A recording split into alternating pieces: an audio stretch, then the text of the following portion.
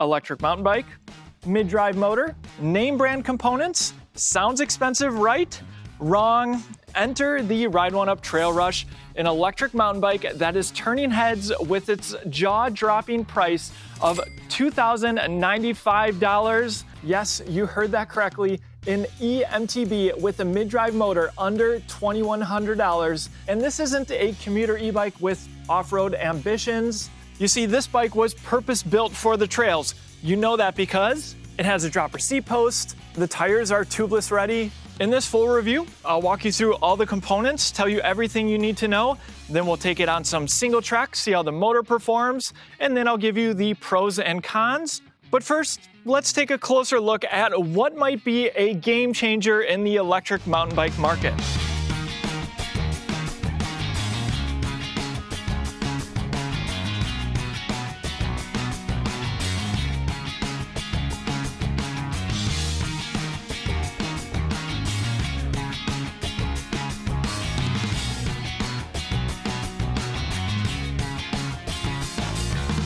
So how is this bike even possible? That's a great question. There are other companies who have tried an e-mountain bike around $2,000, but there's always some trade-offs. It's not looking like there's much of trade-offs with this bike. Now, for sure, one of the main ways they can make this possible is Ride1Up is primarily a direct-to-consumer company, which means this bike gets shipped to you and you have to assemble it or have a trusted bike mechanic do so. But don't worry, it's not too bad, and Ride1Up has a very helpful video on their website to help you along the way. By the way, if you do plan to buy from Ride1Up, I have one small favor to ask. Our channel is viewer supported and you can support us for free by using our link in the description before you buy or scan the QR code on your screen. Thank you so much for your support. Ride1Up has been in business since 2018, and while this is their first electric mountain bike, they're no stranger to more unique offerings that still pack a lot of value.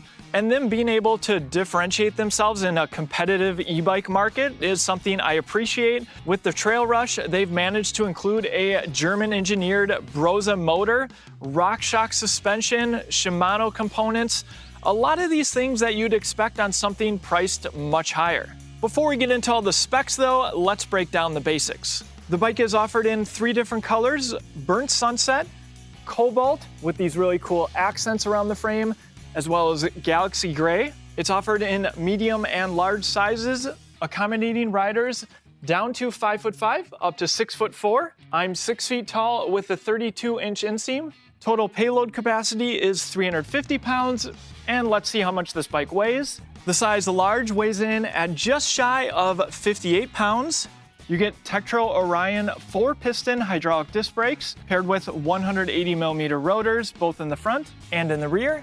Tires come from Maxxis. The front is the Minion DHF, or downhill front. It's 29 by 2.6 inches wide. This is a very popular mountain bike tire. Matching in the rear, though it's the DHR, or downhill rear. The front wheel attaches with a through axle, Schrader valves on the tubes. Perhaps one of the biggest surprises might be this RockShox Judy Silver TK air fork. It offers 120 millimeters of travel. Air adjustment here, lockout on the right. There's also a rebound adjustment, Ride1Up badge on the head tube. The cables run internally through the frame. Straight mountain bike handlebars, short stem, locking velo grips, matching Tektro Orion brake levers. The shifter is Shimano Dior 10-speed. On the left, you have the dropper seat post lever. This is a 150mm dropper seat post from EXA Form. It's a mountain bike saddle from Sella Royale called the SRX Plus. On the left is the small Brose display, power button on top. On the left-hand side, you have battery bars and percentage. Top right, you have pedal assist, off, eco, tour, sport, or boost. Current speed below that. Then you have odometer at the bottom. Hitting the left button will change what's displayed there. Cadence, average cadence, max cadence, power, average power, max power, range, current time, trip, trip time, average speed, max speed, and back to odometer. Here's a look at the pedal assist up and down buttons. And to get into the advanced settings, hold the left button here Only a few things to call out here. First, you can view trip information. You can reset your trip. If you go into settings, you can go into screens. This is where you can customize all the things that are displayed on the screen and turn them on or off. They also have a sport screen you can try. I prefer the basic. Under display, you can have the display have an automatic brightness, or you can turn it all the way up or down. And there's even a white and black setting. In system, you can go to battery status, and this is where you can select to see the battery in percent, which I recommend. And that's it for what you're likely to want to change within the Brose display. To access the battery, there is a battery cover. Simply pull down and release.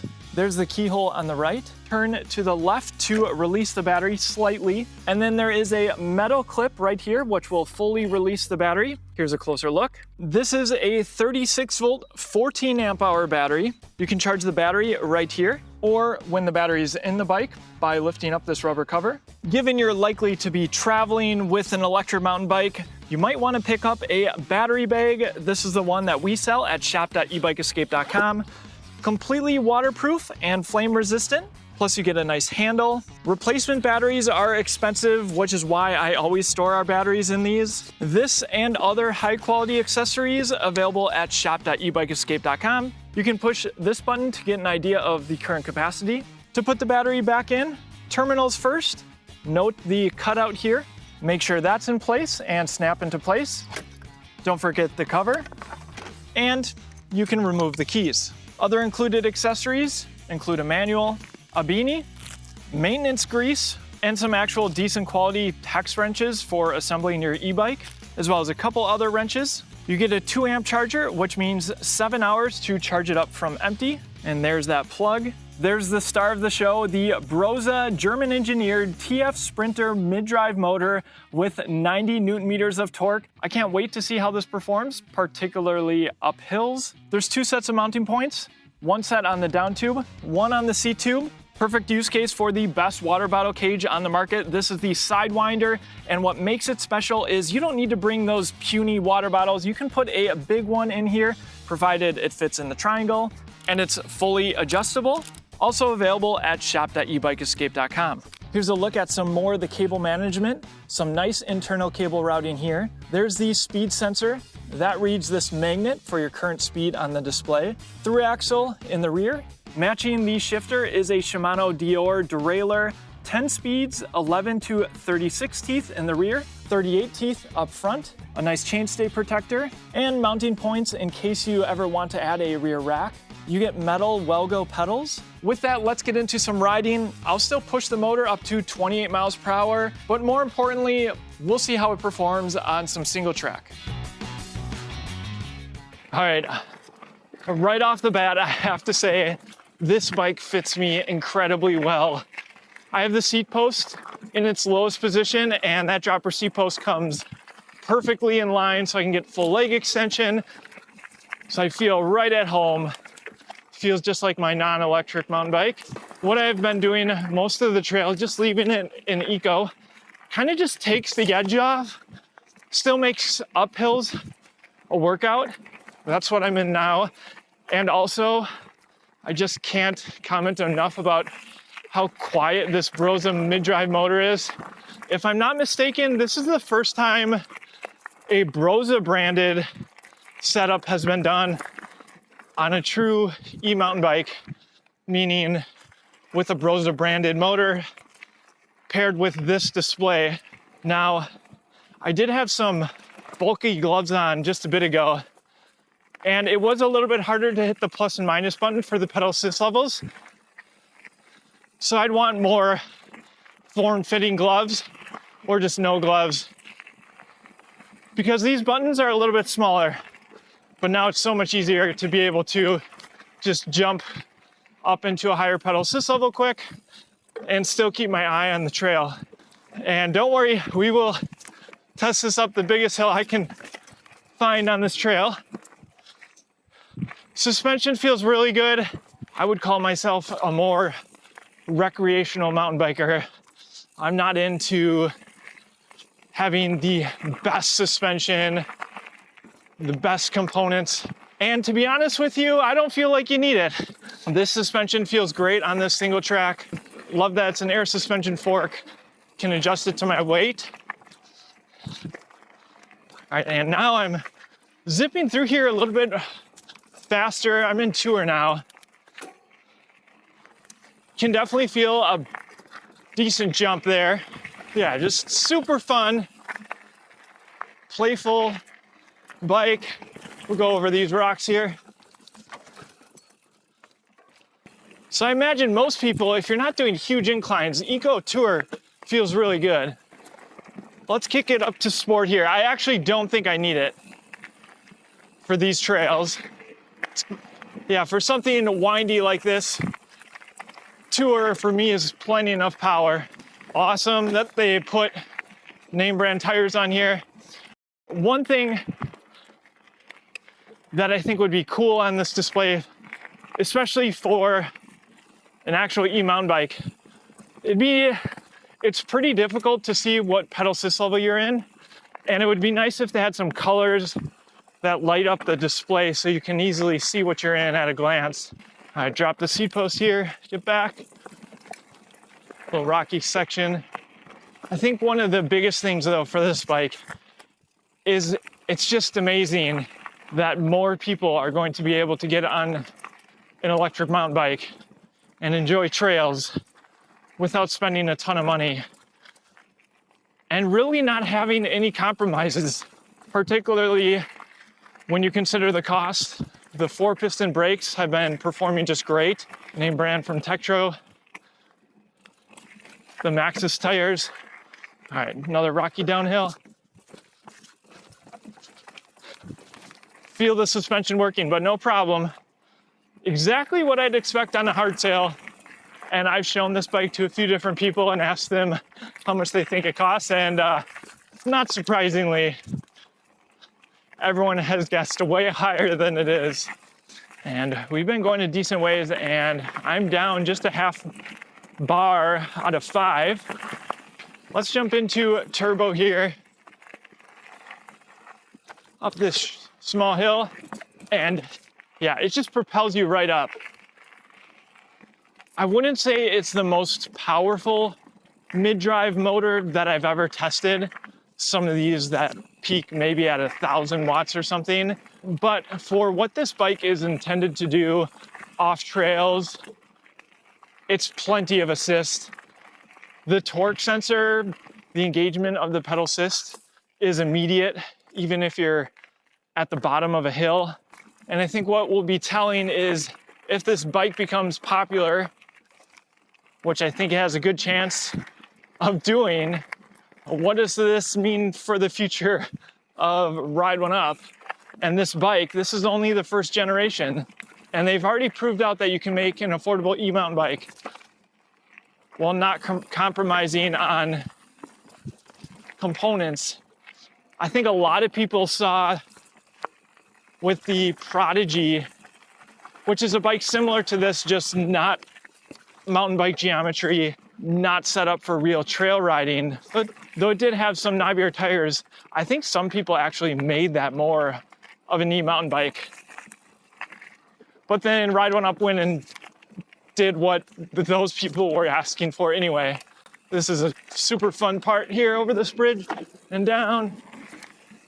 So trailworthy, absolutely. It feels exactly what you'd expect from an e-mountain bike. Let's see how it does on the steepest part of this trail. All right, so here we are at the bottom of a winding, steep incline. We'll do an Eco first, and then we'll go into boost. And still putting in a decent amount of power into my legs here, winding up the hill, slight downhill, and then there's this hairpin turn up here. So while possible, I'm really pushing now. You can make it up in Eco. We're in boost now, and I'm in the lowest gear, and it's just super easy to get power to go up this hill. I'm barely spinning my legs. The torque sensor is just engaging. It's very sensitive, and it has enough power to pretty much get me up the hill with no effort at all if I don't want it. Even up this hairpin turn, super easy, very in-controlled.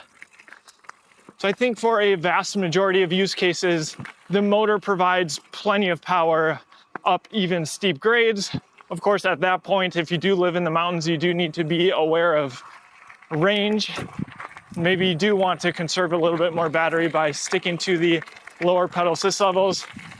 But I am fully aware that single track might not be the only use case for this bike. And I want to show you the true Class 3 performance. So let's take it on a flat trail and see if we can get it to 28. We'll start nice and easy. Eco, first gear. I'm going to shift up into third gear here so I can put a little bit more power in. Fourth, a little bit of extra power from my legs, getting up to 12. Let's go to tour. Shift up again. 13 miles an hour, 14 miles an hour. See if we can get closer to 20, shift up again. There's 16 miles an hour. Still putting in a moderate amount of effort though. GPS lagging behind a little bit with the tree cover. All right, going up to sport mode.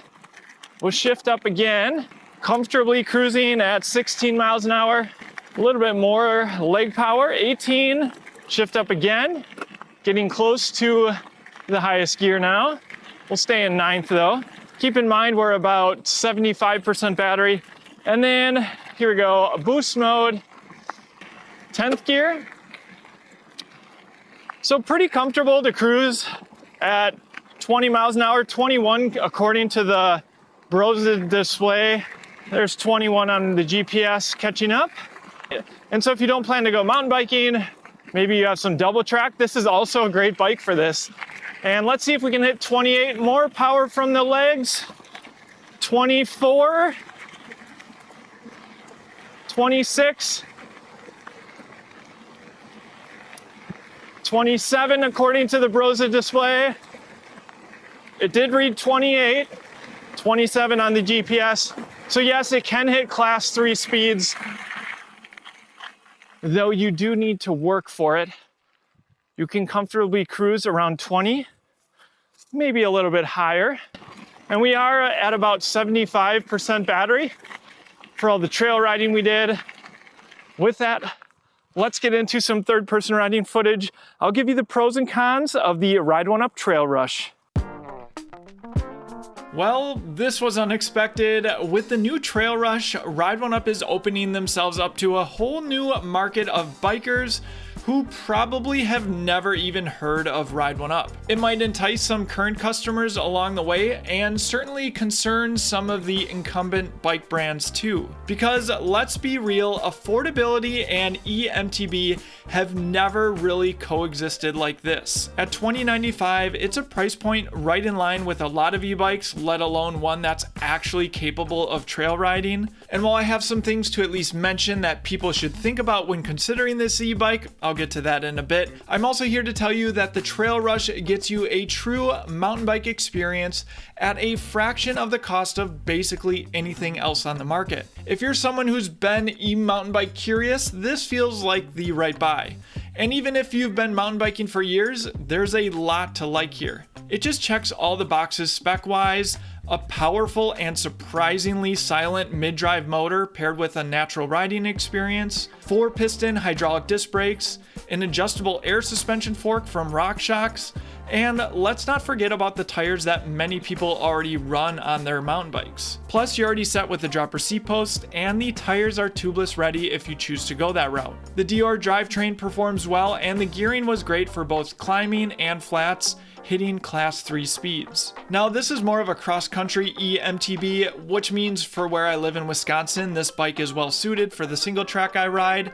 I'm not looking for big drops or jumps, and this e-bike isn't intending to go there either. This would also make a great adventure bike if your riding takes you more off-road than on. So what are the main considerations? Well, for one, we have just two sizes. That just means a small portion of riders might be left out, no pun intended. That's kind of the trade-off you make here for Ride1Up trying to keep the price down so much. And it's not rare to see 4 or 5 different sizes on some other electric mountain bikes. Next, there are only a handful of Ride1Up dealers across the United States, though Ride1Up offers US-based customer support and has an active Facebook community. No word yet on UL certification for the battery or the bike.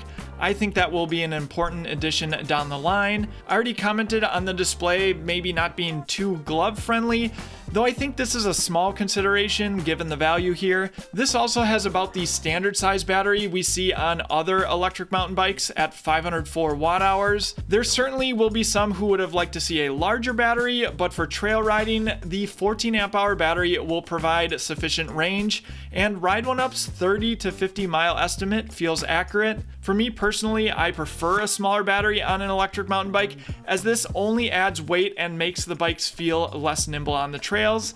Let me know your take on that down in the comment section. To fully outfit this bike, I'd probably opt for some more ergonomic grips. That's just a personal preference. And as it tends to be with mountain bikes, this is kind of a bring your own mountain bike pedal situation. No surprise there. If our review has helped you with your purchase decision, do me one small favor. Just use our link down in the description before you buy, or scan the QR code on your screen now. Thank you so much for your support. It truly makes videos like this one possible. I want to hear in the comment section, what is your take on the TrailRush? Is this the electric mountain bike you've been waiting for? For me, I just have one question. When is the TrailRush FS coming to market? Because I think Ride1Up is onto something here. Thank you so much for watching until the end, and I will see you in the next one.